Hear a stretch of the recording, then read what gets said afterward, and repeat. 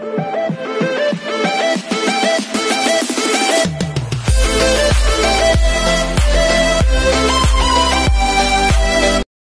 everyone, this is KJ Vlogs, a Filipino reactor based here in Kingdom of Saudi Arabia, and welcome back to my channel. For today's video, agad-agad gawa natin itong reaction video. Ito talaga nakakaloka for today's video na ganap kagabi sa Metro Manila Film Festival. Like, literally, I really don't know, or baka sadyang malisyoso lang talaga ako when Vice Ganda deliver her speech pagdating sa special jury citation for Metro Manila Film Festival. Though, na-feel ko talaga na that she is really a genuine when asking, what is this award all about? Kasi hindi talaga siya familiar, so she can't able to deliver her speech kasi hindi niya alam kung ano ang award na yon, and at the same time hindi niya alam kung para saan yung award na yon.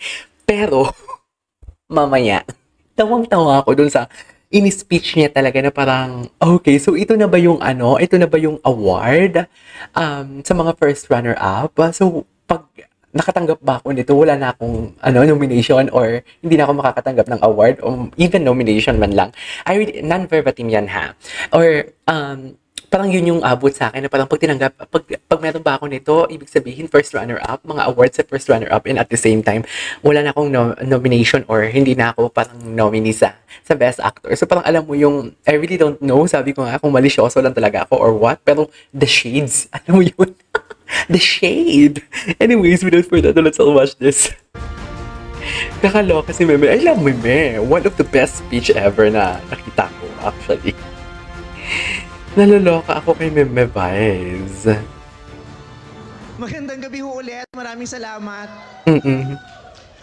Pag Ayan, ako tinatanong ko si Direk Jun at saka si ayan. Yuge, ano ba tong award na to? Yes.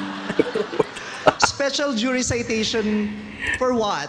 For what? For best dressed of the night? Special jury citation for best performance? Ganun ba yon? Okay. Oh my God. So, salamat po.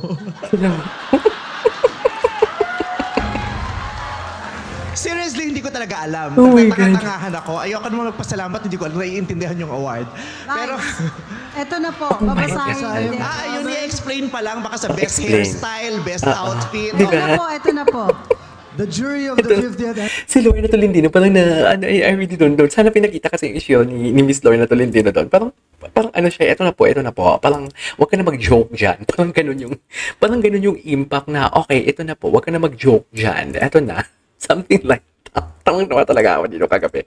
MMFF awards a special citation to a performer who has broken the ground and gone out of the familiar and comfort zone to prove his growth as an artist and tackle issues relevant to the contemporary society. The MMFF jury honors Vice Ganda for his achievement in this year's festival. Thank you very much! Oh my God! Oh my God talaga. Tayo!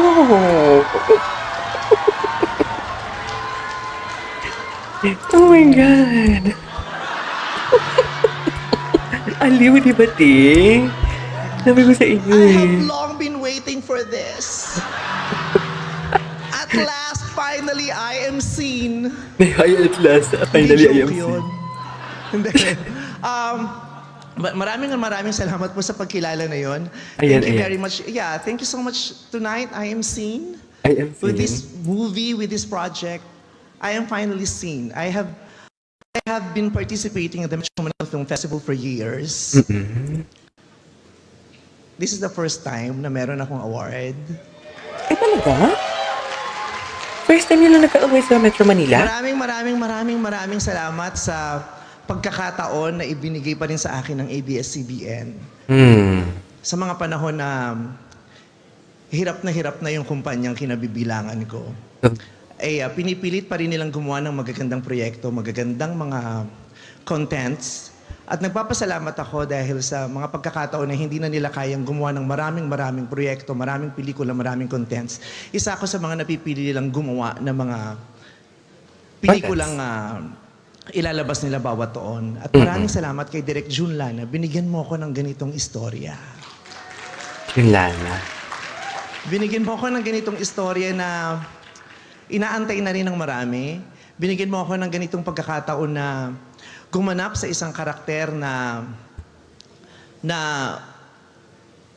hindi lang magpapatawa, isang karakter na hindi lamang mang-aaliw sa mga Pero alam mo, maraming nagsasabi talaga na parang maganda ang movie, magaling si Vice dito. Pero it's just that na-overshadow or na-overpower ng mga nakakaiyak na drama, ang mga nakakaiyak na mga story or ang mga actors na umiiyak in front of the said sinihan na parang hindi nabibigyan ng something like ng atensyon ang mga nagpapatawa. Though magaling daw talaga si Vice. And ang alam ko, nominee siya ang alam ko pipili lang gumawa ng mga pelikulang ilalabas nila bawat taon. At maraming salamat kay Direk June Lana. Binigyan mo ako ng ganitong istorya. Isang karakter na hindi lang magpapatawa, isang karakter na hindi lamang mang-aaliw sa mga manonood, kundi tutusok sa mga puso at kaluluwa ng makakakita nito. At makapagbibigay ng maraming realizations at maraming aral sa mga makakatunghay ng pelikulang ito. Maraming salamat sa paggabay mo at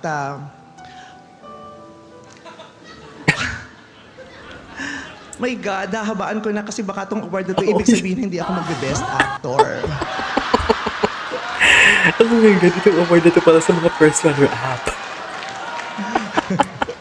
Baka ito yung award sa mga first runner-up. Oh my God. Yung baka sayang naman yung outfit at saka sikat naman siya, paakyatin na natin siya. Oh for my star God, value the at the moment. shades. Pero Kaloka na, Vice. special jury citation, maraming salamat sa pagkilala at sinishare ko to sa mga kapwa ko artista sa pelikulang to. I also share this to Eugene Domingo. Si Eugene Who I hindi strongly nominee and sa absolutely believe also deserves Best to be at least Actress. nominated for the Best Supporting Actress. Gayon din si Gladys Reyes at si Maris Racal at ang nanay kong si Malu Santos, producer ko pala yun. Malu de Guzman. Si Malu Santos naging artista.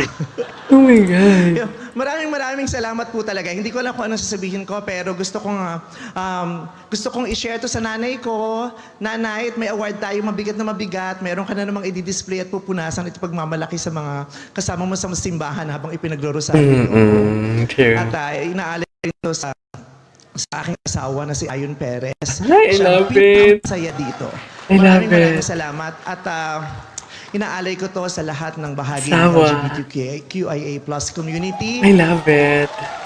Para sa ating lahat to, maraming salamat sa Metro Manila Film Festival at kinikilala nyo ako at ang kakayahan ko, isang baklang performer. Of Maraming course, salamat. you are seen, Meme. I'm so proud of you. Anyways, there you go guys. That is our for today's video. But I really love talaga yung the shades talaga sa last na part ng kanyang speech. Pero in fairness, ang ganda ng speech niya.